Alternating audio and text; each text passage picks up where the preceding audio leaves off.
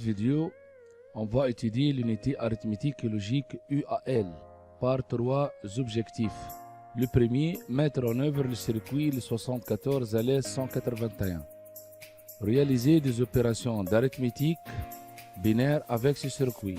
Troisièmement, mettre en cascade deux circuits 74 à l'aise 181 pour étendre les opérations sur des nombres à 8 bits.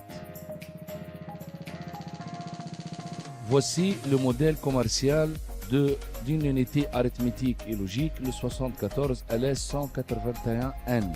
On remarque que ce circuit intégré présente 12 broches et d'une line, une de ce côté et les autres de l'autre côté.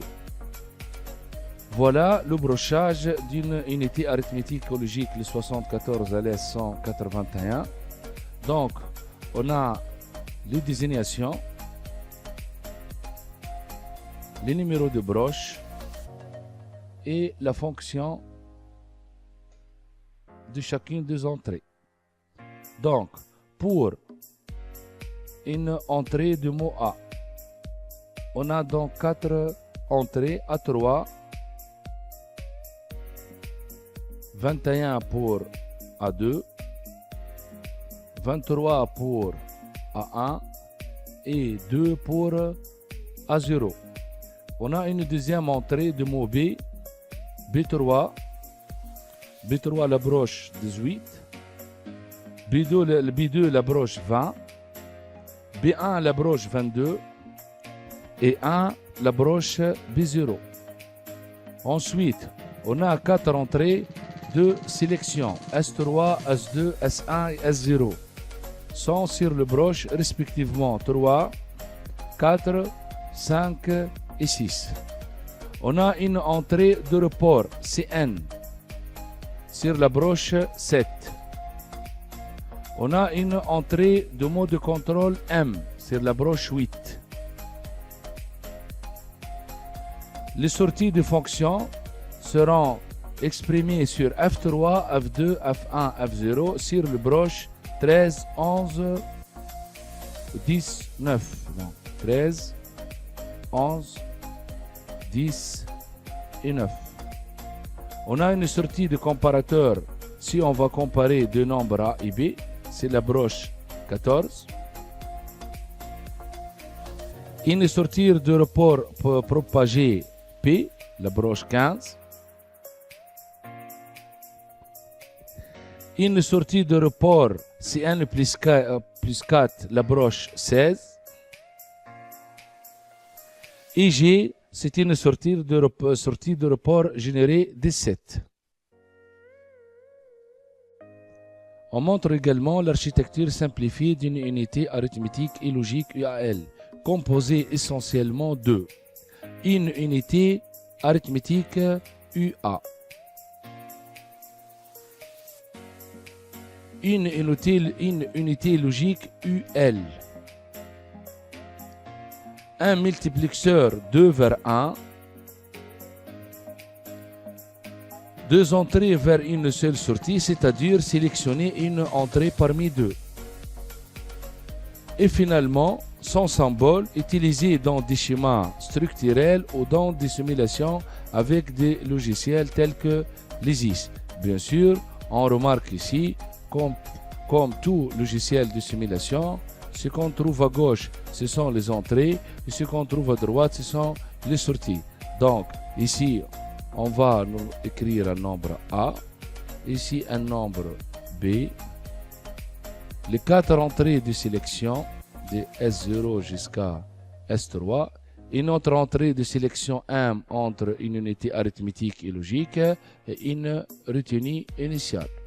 Le résultat, normalement, il sera exprimé bit à bit de F0 à F3 avec 4 autres sorties qu'on verra l'utilité. Les tables de fonctions du circuit 74 LS181, on doit noter bien que L signifie niveau de tension faible, H niveau de tension élevé, étoile chaque bit est déplacé vers la position la plus significative suivante et 2 étoiles, opération arithmétique exprimée en notation complément à 2. Voilà le table de fonctionnement d'une unité arithmétique et logique, le 74 LS181, active au niveau bas. Donc les deux entrées A et B, les opérandes, et la sortie F sont actives au niveau bas. Donc on ajoute des inverseurs sur A, B et F. Donc on remarque bien que nous avons ici 4 entrées de sélection, ce qui permet donc 16 combinaisons possibles. Donc, de L, cela veut dire 0, 0, 0, jusqu'à 15, 1, 1, 1, 1, height. Donc, 16 combinaisons possibles de sélection.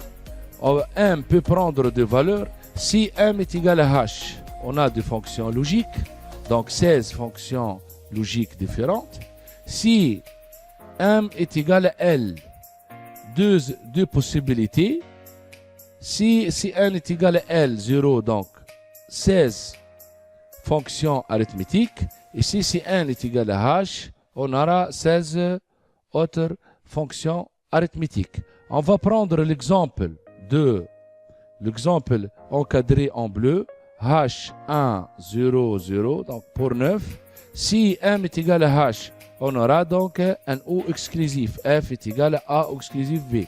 Si M est égal à L, et si n est égal à 0, on aura une addition. F est égal à A plus B. Donc, ici, si n est égal à H1, donc on aura une autre addition. A plus B plus 1. Donc, on remarque bien que M me permet de sélectionner soit une unité logique. Alors, on aura un O exclusif, sinon des opérations d'addition binaire. On va prendre un premier exemple de mise en œuvre d'une unité arithmétique logique, le 74 LS181. On remarque que M est égal à 0. Donc, dans ce cas, c'est l'unité arithmétique. On remarque aussi que si N est égal à 0, avec une combinaison de S0, S1, S2, S3 qui est égal à 9, donc la fonction sélectionnée, c'est F qui est égal à A plus B. Donc, c'est une addition binaire. On remarque que A est égal à 6 et B est égal à 8. Donc, normalement, 8 plus 6, on aura 14 en base 10. Et c'est en binaire, donc c'est 1, 1, 0. C'est bien évidemment 14 en base 10. On passe au deuxième exemple. Toujours M est égal à 0.